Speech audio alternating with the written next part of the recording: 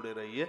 बुद्धि ठीक रहे इसके लिए सात्विक भोजन कीजिए, पत्तों वाली चीजें खाइए, बुद्धि ठीक रहे। गणेश जी को दूर्वा चढ़ती है, दूर्वा का रस लेने से बच्चे विद्वान हो जाते हैं, पढ़ने लिखने में माहिर हो जाते हैं, बुद्धि बहुत काम करती है। दूर्वा का इतना बड़ा प्रभाव है। दूर्वा का रस बच्चों को दीजिए, रोज मन दीजिए, हफ्ते में एक आध बार दीजिए। मैंने बहुत लिया है दूर्वा का रस अपने विद्यार्थी काल में।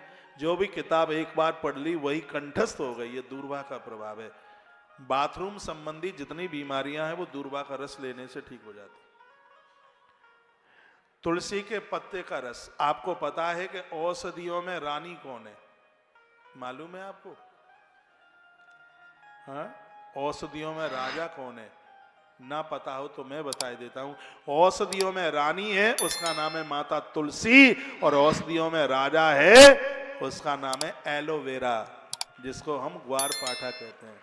5000 बीमारियां खत्म करता है ग्वारपाठा। तुलसी थायराइड को खत्म करती है, तुलसी मोटापे को खत्म करती है, चर्बी को गला करके खत्म कर देती है, तुलसी पायरिया खत्म करती है, तुलसी मृगी का रोग दूर कर देती है, तुलसी कमर के दर्द को दूर कर देती है। कितनी मैं ऐसी बात बताऊं। इसलिए औषधि की रानी कहा तुलसी को, और औषधि का राजा कहा ग्वारपाठा। बॉडी में दर्द नहीं रहने देता ग्वारपाठा, कैंसर जैसी बीमारियों को नहीं पटने देता, हार्ट अटैक जैसी बीमारियों को नहीं होने देता, चांद को गंजा नहीं होने देता, ये मोतियाबिंद नहीं होने देता, कान की संपूर्ण बीमारियों को खत्म कर देता है। सरसों के तेल में 4 बूंद ग्वारपाठे की डालकर, एलोवेरा की डालकर थोड़ा गर्म करके कान में डाल दीजिए। यदि कान का पर्दा भी फट गया होगा तो वो जुड़ जाएगा। ये ग्वारपाठा का महत्व है। तुलसी बड़ी विशेष है।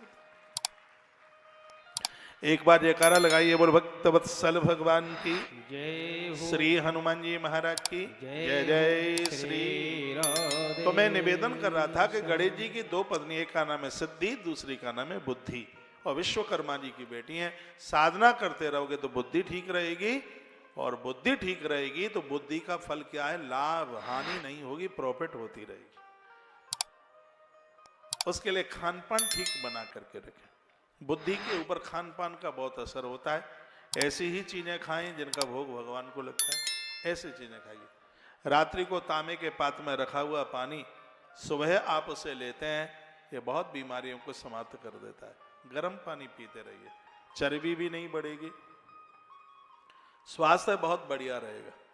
जिसको नशा ज्यादा हो गया, शराब इत्यादि उसकी छूटती नहीं है, गर्म पानी में थोड़ा सा 1 चम्मच शहद डालकर नित्य लीजिए। 3 महीने में ये आदत खत्म हो जाए। कोई भी नशा हो, कोई भी किसी भी प्रकार का, छोटा सा फॉर्मूला, गर्म पानी में 1 चम्मच शहद डाल करके लीजिए, उल्टी होना शुरू हो जाएगा नशा करते समय।